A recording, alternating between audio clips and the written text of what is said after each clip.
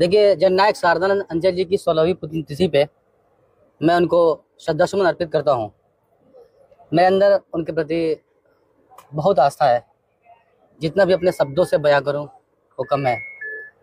मैं उनके कार्यों से प्रभावित होकर, आप सबको मालूम है, 2016 में मैंने उमाव थाना के समीप मैंने उनके 15 लाख रुपए की लागत से पीतल तांबे की स्टैचू लगवाई है।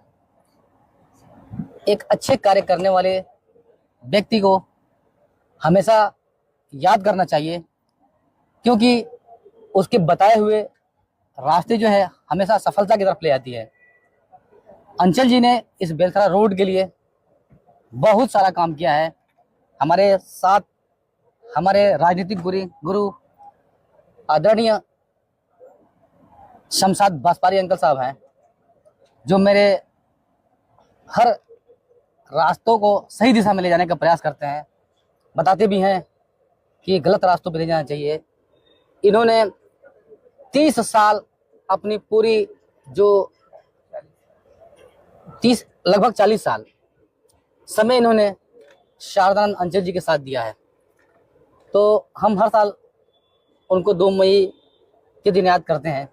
आज हम लोग भव्य रूप से यहाँ पे जननायक शारदानंद अंचल जी की 16वीं तिथि पे श्रद्धासुमन देने का काम किए। कौन कौन लोग आए इस कार्यक्रम के मुख्य अतिथि उत्तर प्रदेश सरकार के पूर्व कैबिनेट मंत्री माननीय राम गोविंद चौधरी साहब और पूर्व कैबिनेट मंत्री उत्तर प्रदेश सरकार जियाउद्दीन रिजवी साहब, बैरिया के विधायक माननीय जयप्रकाश अंचल जी एवं योजना सभा के प्रदेश अध्यक्ष अरविंद गिरी जी, पूर्व ब्लॉक प्रमुख प्रवीण यादव जी, गुठनी चेयरमैन के प्रतिनिधि मनोज गुप्ता जी, पूर्व ब्लॉक प्रमुख गुड्डू चौधरी साहब एवं बेलथरा रोड के पूर्व ब्लॉक प्रमुख विनय प्रकाश अंचल और तमाम प्रधान एवं पूर्व जिला अध्यक्ष अध्यक्ष शंकर यादव जी, बहुत सारे नेता थे और सब लोग थे, रिजवी साहब भी थे। हम लोगों ने श्रद्धा समर्पित किया। हर साल चाहेंगे और इससे बेहतर हो। क्या मैसेज देना चाहेंगे आज के कार्यक्रम का मुख्य उद्देश्य क्या रहा? देखिए, मैं बेलथरा रोड, चूंकि नेता किसी एक का नहीं होता है, जब वो विधायक होता है तो समस्त विधायक, समस्त क्षेत्र की जनता का वो विधायक होता है, समस्त जनता का मंत्री होता है। अंचल जी उत्तर प्रदेश सरकार के मंत्री रह चुके हैं, पूरे उत्तर प्रदेश के मंत्री थे। तो आज इस उनकी पुण्यतिथि पे मैं ये कहना चाहूँगा पूरे बेलथरा रोड के लोगों से कि कैसे बेलथरा रोड से करप्शन दूर होगा। जो विकास में अवरोध हुआ है, हॉस्पिटल पे सही समय से इलाज नहीं होता है, लोग यहाँ पे हॉस्पिटल में इलाज करने जाते हैं, इसके अभाव में दम तोड़ देते हैं। इसकी सुदृढ़ व्यवस्था कैसे की जाएगी? कैसे सड़क, जो अंचल जी के बाद सुरक्षित सीट हो गया, सारी सड़कों की स्थिति काफी क्षतिग्रस्त है, गड्ढे युक्त हैं, लैंड ऑर्डर्स की भी बहुत खराब व्यवस्थाएं हैं। थाने पे जाएंगे आप, आपके साथ लफड़े होते हैं, झगड़े होते हैं, FIR नहीं होता है, आपको न्याय नहीं मिलता है।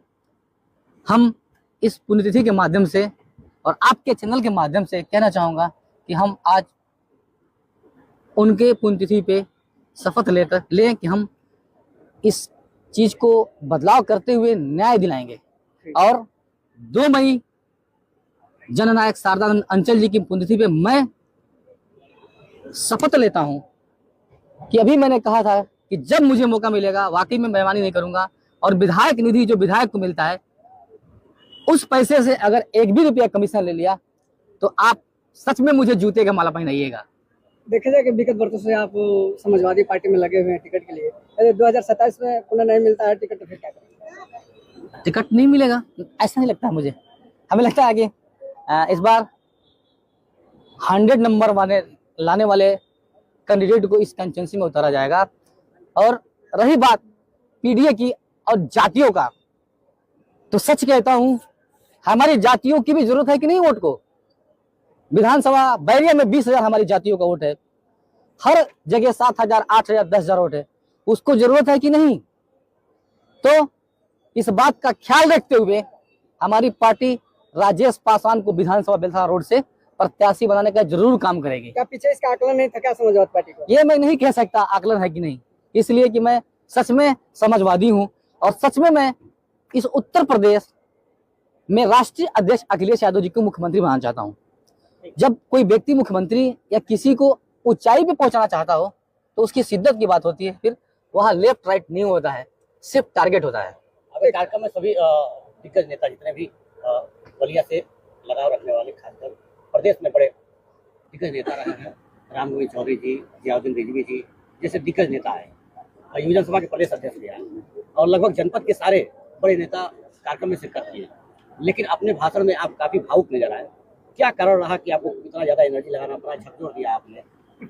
क्यों नहीं, जो व्यक्ति 14-15 सालों से आपके साथ समाजवादी पार्टी का झंडा और डंडा लेकर खड़ा होगा, जिसको कोई जानता नहीं हो, यहाँ का पत्ता न जानता हो, यहाँ का गली न देखा हो, और वह व्यक्ति यहाँ का विधायक हो जाए और यहाँ के लोगों का नुकसान करे, यहाँ के लोगों का जो अधिकार है रोड सड़क का उसमें भ्रष्टाचार करे। एक हमारे ही पार्टी के नेता थे, उत्तर प्रदेश सरकार में हमारी सरकार थी, उसमें वहां विधायक थे, हमारी सरकार ने उनके बेटे को जिला पंचायत अध्यक्ष बनाया 70-80 करोड़ के बजट वाला। उन्होंने लूट कर यहीं पर एक विधवा लेडी का और 2 कट्टा जमीन लेकर 10 कट्टा जमीन कब्जा किया और मैरिज हॉल बनाया। मैंने अभी यहीं पे हल्दीरामपुर में 76 लोगों का घर जल गया। अभी हमारे विजय मदेशिया साहब साथ में गए हुए थे, हम 76 घरों के लिए बांस और ढोंड जो होती है उसको छाने के लिए मैं पहुंचाया वहां पे। मैंने बोला कि अगर 10 दिन की इस मैरिज हॉल का बेलथरा रोड की कमाई का मैरिज हॉल है, आज वो भारतीय जनता पार्टी में चले गए हैं और दूध के दूल्हे हैं। अगर 10 दिन की मैरिज हॉल की कमाई को उस हल्दीरामपुर में जहां अगजनी का घटना हुआ है थोड़ी सी ध्यान देते, पैसा लगा दे तो उन लोगों का जीर्णोद्धार हो जाएगा। लेकिन वो बेलथरा रोड का खून चूसने आए हैं, तो क्यों नहीं हम सवाल उठाएंगे इस बात का? क्यों नहीं हमारा सवाल होगा कि यहाँ के समाजवादियों ने अपनी वोट और नोट लगाकर हंसुराम को गठबंधन की सीटें थी विधायक बनाया, उसके बाद आपका कभी पता नहीं। भारतीय समाज पार्टी से ही आप हैं, कहते हैं कि राजभरों की पार्टी है।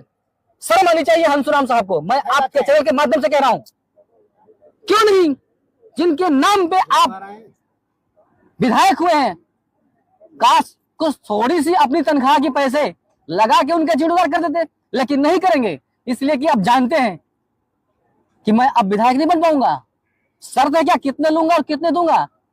क्या जनप्रतिनिधि का यही काम है? इसलिए थोड़ी सी मैं मरमाहत हूं। कोई लड़का, कोई व्यक्ति किसी टारगेट पे पहुंचना चाहता है और जबरदस्ती दौड़ में स्पीड में आ रहा हो और पीछे आके पकड़ ले उसको और कहे कि चुप रहो चुप रहो, ये कैसे हो सकता है? हमारी अपनी बात को तो कहना पड़ेगा। अगर हमारे साथ अन्याय हो रहा है और हम उसके लिए अपनी लड़ाई न लड़ें, अपनी बात न कहें, तो ये भी अपराध है। कहीं आपको आशंका है क्या कहीं गुटबाजी का शिकार होने जा रहा है? जो अखिलेश यादव जी ने पीडीए का जो नारा दिए हैं, क्या उसमें आप नहीं आते हैं? अजय गजब बात हो गई जो उन्होंने पीडीए का नारा दिया। भाई अगर आप पिछड़ा दलित, क्यों नहीं आता हूं मैं? कहां से आपको लगता है कि मैं नहीं सेट बैठ रहा हूं? राष्ट्रीय अध्यक्ष अखिलेश यादव जी बहुत उदारवादी व्यक्ति हैं, बहुत अच्छे इंसान है।